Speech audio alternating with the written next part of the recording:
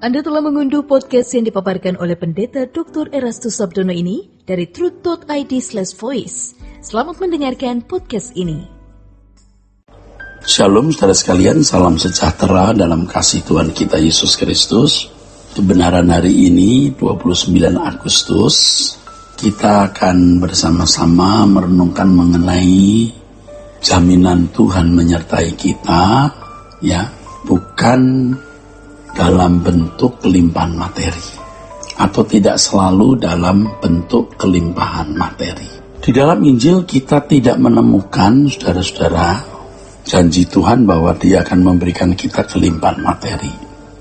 Sebab ketika ada orang bertanya dan menyatakan kesediaannya ikut Yesus kemanapun Yesus pergi, ya, dia berkata begini orang itu, Tuhan, aku mau ikut Engkau kemanapun Engkau pergi. Tetapi jawab Yesus itu, saudara, serigala mempunyai liang, burung mempunyai sarang, anak manusia tidak memiliki tempat untuk meletakkan kepalanya. Begitu dikatakan dalam Lukas pasal 9 ayat 58. Di dalam kalimat ini, di balik pernyataan ini, Yesus mau menyatakan bahwa kalau kamu ikut aku, kamu berkeadaan seperti aku, miskin, ya, miskin secara materi. Dan Alkitab mengatakan memang Dia yang kaya menjadi miskin supaya oleh kemiskinannya kamu jadi kaya. Nah, orang-orang Kristen juga akan bisa dibuat berkeadaan seperti ini, saudara. Jadi maksud saya adalah Tuhan mengajar kita untuk mengalami penderitaan seperti yang Dia alami. Tuhan tidak menjanjikan kelimpahan materi, tetapi Tuhan menjanjikan penyertaannya pasti. Tuhan berkata, aku menyertai kamu senantiasa sampai kepada akhir zaman. Nah, saudara-saudara, ini jangan membuat saudara kecil hati dan berkata, wah kalau begini kapan kita menjadi kaya? Oh, bisa saja seseorang dipercayai Tuhan dengan kekayaan, tetapi kekayaan itu pun semua milik Tuhan, karena firman Tuhan mengatakan bahwa kamu bukan milik kamu sendiri, saudara. Ya, Tuhan tidak menjanjikan kelimpahan materi, tapi Tuhan menjanjikan penyertaannya, dan di dalam penyertaannya itu segala sesuatu yang terjadi pasti baik adanya. Pasti baik adanya. Sebenarnya orang itu ingin memiliki kelimpahan materi itu untuk apa sih? Untuk kebahagiaan, bukan untuk kesenangan, ya kan? Nah, yang penting memiliki kesenangan walaupun tidak atau bukan ditopang oleh materi. Tuhan mengatakan di dalam Yohanes 14 ayat 27, damai sejahtera yang kuberikan kepadamu tidak seperti yang diberikan oleh dunia. Ia menjanjikan damai sejahtera itu, saudara, damai sejahteranya sendiri loh. Damai sejahtera yang Yesus sendiri rasakan, yang memenuhi penduduk surga, itu juga diberikan kepada kita. Ajaib kan? Luar biasa kan, saudara? Di dalam damai sejahtera itulah, saudaraku, kita bisa menikmati ketenangan, keteduhan yang tidak kita peroleh dari manapun juga. Tetapi yang bisa mengalami ini tidak banyak, sangat sedikit, saudara. Sangat sedikit. Hanya orang-orang yang benar-benar hidupnya bersih atau berjuang untuk hidup bersih. Orang-orang yang tidak ditopang oleh kesenangan-kesenangan dunia. Nah, kebahagiaan di dalam Tuhan ini akan mendorong seseorang untuk terus menjaga kehidupan yang tidak melukai orang lain, tidak menyakiti sesama, ya, tetapi malah menjadi berkat tentunya, saudaraku. Damai sejahtera yang melampaui segala akal yang diberikan oleh Tuhan ini membuat seseorang akan rela berjuang, berkorban apapun demi keselamatan jiwa orang lain. Dan kalau satu orang diselamatkan, artinya ia bisa membimbing seseorang untuk hidup tidak bercacat, tidak bercela. Itu kebahagiaan, saudara. Itu kesukaan.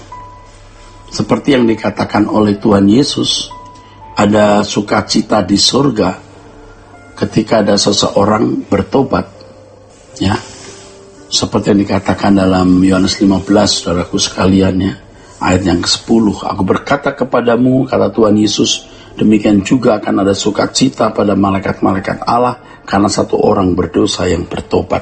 Sukacita seperti ini yang bisa kita nikmati, dan sukacita seperti itu kita perjuangkan, kita mempertaruhkan apapun yang kita miliki demi kita bisa menyenangkan hati Tuhan dengan membawa jiwa-jiwa yang dibaharui, jiwa-jiwa yang berubah kodrat, jiwa-jiwa yang lahir baru, dan kita menikmati sukacitanya. Jadi kalau hanya membuat orang non-Kristen menjadi Kristen, itu belum tentu membuat Tuhan sukacita. Yang membuat Tuhan sukacita, malaikat-malaikat di surga bersukacita adalah ketika kita yang bisa membawa orang bertobat dalam arti yang benar. Bertobat berbalik kepada Tuhan dalam arti yang benar, saudaraku. Tuhan tidak menjanjikan pemenuhan kebutuhan jasmani, tapi Dia menjanjikan penyertaannya. Artinya, saudara, Tuhan akan memimpin kita, melindungi kita agar perjalanan kita itu bisa sampai ke surga. Tuhan menjagai kita untuk bisa tetap setia di bumi ini kepada Tuhan sampai kita menutup mata dan bertemu dengan Tuhan. Ini yang dimaksud, saudaraku sekalian.